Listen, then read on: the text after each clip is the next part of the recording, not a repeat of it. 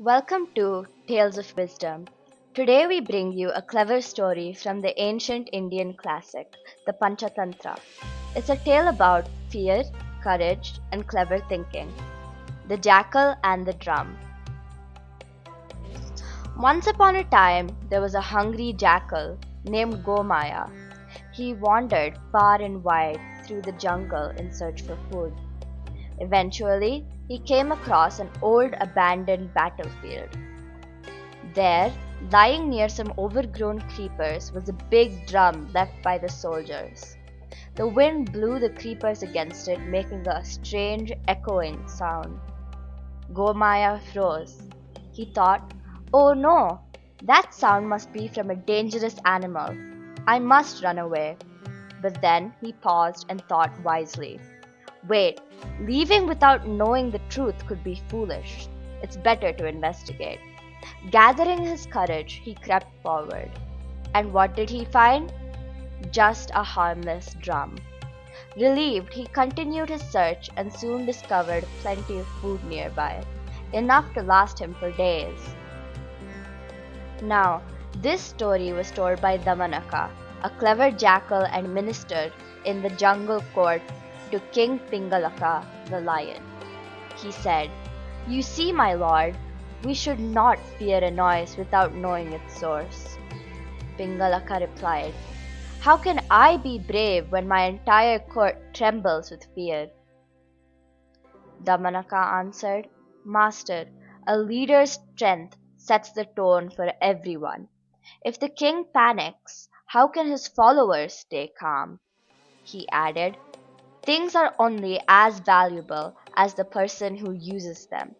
Even the finest tools or relationships mean little if the person handling them lacks wisdom, skill, or respect." "Let me go and find out what's behind this strange noise." Pingalaka asked, "Are you brave enough to go alone?" "Of course," said Damanaka. "A true servant does not question a command when it's his master's will." Touched, Pingalaka said, "Very well. Go, my friend, and may the gods protect you." Damanaka bows and leaves. But after Damanaka left, Pingalaka grew worried.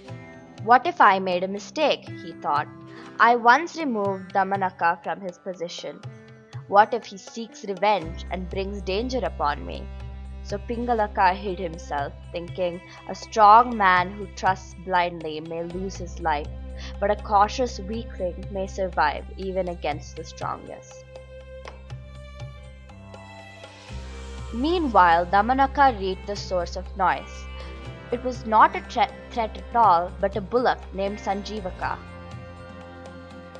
He was delighted. Now I control the game, he thought. I can either make the lion and the bullock friends or enemies, all by choice.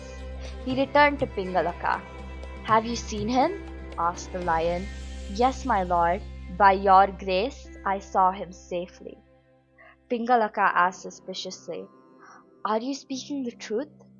Damanaka replied with a smile, "Would anyone dare lie to a lion like you?" Pingalaka nodded. "Ah, he must be powerful. He spared you because great beings do not harm the weak. Just like the storm spares the grass, but uproots the tall trees. However, however strong he may be, give me the word, and I will make him your servant." "Can you really do that?" asked Pingalaka in disbelief.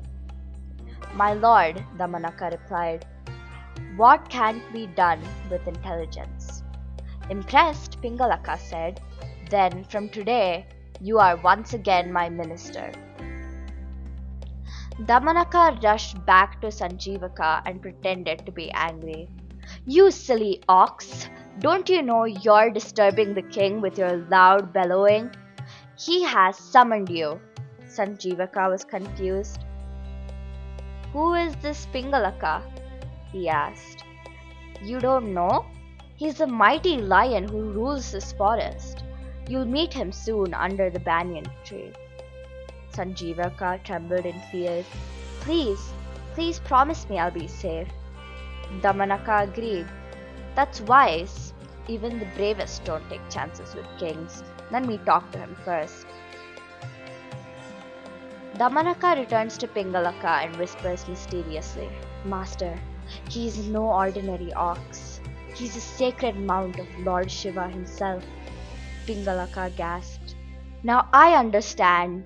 Only someone with divine protection would roam this forest without fear. Damanaka continued. I told him that the forest was gifted to you by goddess Durga, but he is welcome to stay as your guest, like a brother.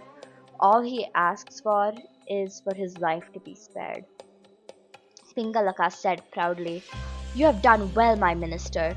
I assure him of safety, but bring me his promise too. Damanaka bows and returns to Sanjeevaka. On the way, Damanaka smiled to himself. Everything is going exactly as I hoped. He met Sanjeevaka and said respectfully, My friend the lion has granted you safety. Come without fear, but one thing, remember to respect me before the king. Don't get too proud and start bossing me around. If we work together wisely, we can both enjoy the blessings of Lakshmi, the goddess of wealth and fortune. He then shares a piece of his ancient wisdom.